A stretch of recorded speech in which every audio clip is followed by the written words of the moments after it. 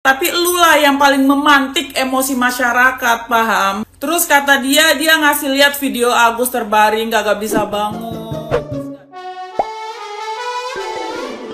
Hola netizen yang tercinta, Denny Sumargo merespon terkait rencana Farhad Abbas yang akan melaporkannya ke KPK atas dugaan suap kepada Agus. Ini merupakan imbas dari Denny Sumargo yang menawarkan bantuan 300 juta rupiah kepada Agus tanpa sepengetahuan Farhad Abbas. Farhad Abbas menilai hal tersebut sebagai tindakan suap karena Denny Sumargo juga membujuk rayu Agus untuk mencabut laporan. Denny Sumargo rupanya hanya tertawa saat mendengar hal tersebut. Denny Sumargo juga menganggap enteng rencana pelaporan Farhad Abbas. Sambil bercanda, Denny Sumargo bahkan menyuruh Farhad Abbas mengambil alih Indonesia. Nah, gimana nih menurut netizen yang terhormat? Silahkan berkomentar ya. Ada pernyataan Densu yang menyatakan bahwa dirinya akan membereskan semua ini jika pihak Agus tidak mengikuti apa yang Kemensos akan lakukan. Nah loh, seperti itu tanggapan Densu. Katanya kalau sampai mereka mengabaikan panggilan dari Kemensos, undangan dari Kemensos, maka Denny Sumargo lah yang akan turun tangan. Menurut kalian gimana?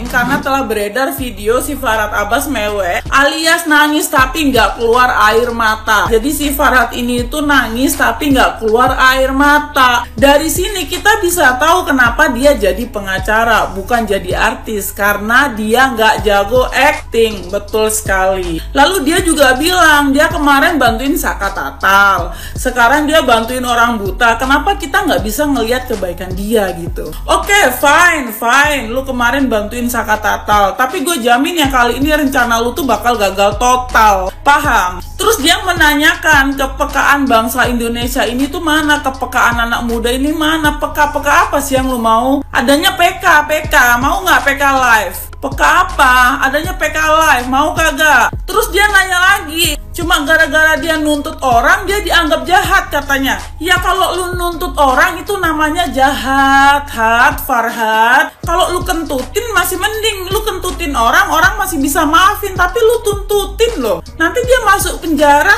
keluarganya nyariin, namanya jahat dong. Masih mending lu kentutin daripada tuntutin orang-orang. Ya, terus lu bilang kita semua terlalu muji-muji Novi. Apa hebatnya Novi? Nih, gua kasih tahu ya hebatnya Novi. Nih, bisa nggak lu kayak gini, Hat? Bisa nggak? Lalu bisa nggak lu tetap berbuat baik dan tidak menyimpan dendam meski sedang dilaporkan ke kepolisian? Bisa nggak? Lu tetap ngebantu orang yang ngelaporin lu? Bisa nggak lu kayak begitu?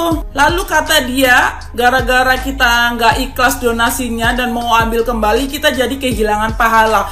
Nggak ada masalah kehilangan pahala. Kita mau paha ayam aja, ganti paha ayam. Terus di sini ada dia bilang juga kalau bentar lagi pelantikan presiden. Iya, bentar lagi pelantikan presiden, tapi lu lah yang paling memantik emosi masyarakat, paham? Terus kata dia ngasih lihat video Agus terbaring, gak bisa bangun, terus gak bisa cap jempol dan lain sebagainya, itu supaya kita tuh iba gitu. Ternyata kagak. Ya iyalah, kita malah ketawa. Orang hari-hari biasanya dia mondar-mandir ke Polda, kok tiba-tiba seharian terbaring. Udah kayak bayi prematur aja, ketahuan aktingnya, Farhad. Jadi kita nggak iba, jatuhnya ketawa. Terus kata dia, ya dia percaya dengan karma. Yang harusnya dapat karma ini siapa sih? Bukannya elu. Kalau kita mah aturan dapat kurma. Lu yang harusnya dapat karma. Kemensos pakai lu laporin segala, gila ya, semua lu laporin. Semua lu tuntut. Lama-lama Pak Prabowo lu tuntut juga nih, jangan-jangan. Kalau gua rasa ini adalah yang terjauh dari yang paling jauh ya. Ini di luar ekspedisi dan ekspektasi gua ya. Karena kemarin setahu gua Agus itu nggak bisa bangun ketika didatengin orang Kemensos. Tapi di sini dia bisa berdiri tegak mewakili pemotongan pita ya. Gus, kalau kata gua lu mending sama bini lu, sama bapak lu tuh jualan es di depan rumah. Jualan es itu enak, Gus. Laku nggak laku tetep cair. Asal lu jangan jualan roti tawar, karena takutnya ditawar nanti. Namanya aja roti tawar gitu ya. Emosi lagi lu nanti banyak yang nawar. Lu jangan pakai segala ikut mewakili pemotongan pita segala. Gua tuh takut pita suara lu yang pecah, ngerti nggak? Karena kadang lu nangis merintih, kadang lu teriak-teriak, kadang lu orasi gitu. Aduh, gua takut pita suara lu yang rusak, yang pecah, bukan pitaan ini. Tapi terserah lah, lu mau keloyongan kemana juga, suka-suka lu lah. Kalian pernah mikir gak sih soal Agus? Kan Agus ini kan dia ada beberapa pendukungnya ya. Dibanding harus sering bikin pelaporan, kenapa mereka nggak kayak PT-PT gitu aja untuk ngobatin Agus terlebih dahulu? Laporan tetap jalan dan lain sebagainya, tapi sekarang nggak ada tuh perkembangannya untuk kayak ngebantuin Agus seperti apa. Dan si Agusnya juga seharusnya kan bisa berpikir ya, ini kok bikin laporan terus gue sembuhnya kapan? Kalau ini makin dibiarin kan ngeri-ngerinya ya, malah makin sulit untuk diobatin. Mikirnya soal laporan. Jadi tujuannya itu apa? Kalaupun anggap deh dapat uang 1,5 atau berapa miliarnya itu, kebaikan buat Agus hanya uangnya aja. Sisanya buat sehatnya seperti apa? Kan kayaknya percuma gak sih? Kalaupun nanti dapat uangnya dan ternyata dia sakit-sakitan, uangnya juga habis-habis juga kayak gitu loh. Ditambah begini, ada dari pihaknya Agus yang selalu nantangin ke pihaknya Tenopi dengan iming-iming uang dan lain sebagainya. Dan kenapa uangnya itu nggak dipakai untuk pengobatan Agus saja kalau jelas-jelas punya uang? Agus itu penyelenggara donasi, bukan Denny Sumargo, bukan Nopi. Mereka berdua itu hanya fasilitator. Gimana logikanya? Contoh judul, orang didefinisikan sebagai bandar atau pemain itu siapa? Mereka yang melakukan transaksi keuangan antara pemain ke bandar atau bandar ke pemain. Sedangkan orang kayak Sadbor ataupun Denny Cagur itu hanya endorse kan, mereka itu bukan bandarnya begitu loh, bukan juga pemainnya kan begitu. Nah, Agus juga begitu, uang itu ditransfer kepada siapa? Kepada rekening Agus. Itu atas permintaan siapa? Atas permintaan Agus, karena ditawarkan dua, mau ke rekening yayasan apa ke rekening Agus, dan Agus minta ke rekening Agus. Jadi di sini penyelenggaranya adalah Agus. Jadi pasal-pasal tentang penyalahgunaan donasi itu menimpa kepada penyelenggaranya, bukan kepada Denny Sumargo ataupun kepada Nopi begitu loh. Mereka hanya terseret. Tetapi kalau dari sisi hukuman nanti yang paling berat siapa? Ya penyelenggaranya.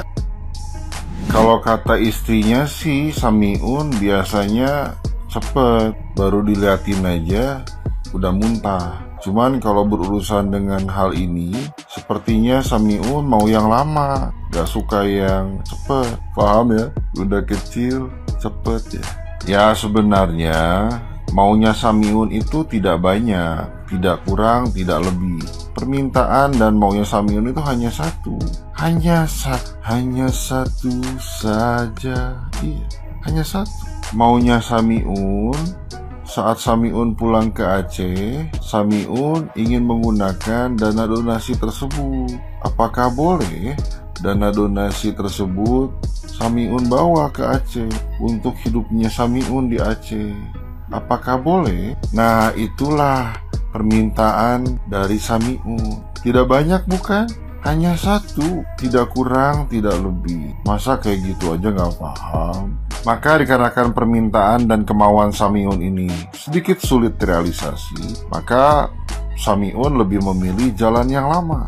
Masa iya sudah tidak dapat apa-apa, tidak mempersulit hidup orang, tidak memperumit keadaan. Nah, itulah yang dipilih oleh Samiun. Karena potensi tidak mendapatkan apa-apa memiliki kecenderungan yang cukup besar, maka Samiun lebih memilih jalan yang lama. Itulah pilihan yang sudah dipilih oleh Samiun. Alright, ulala.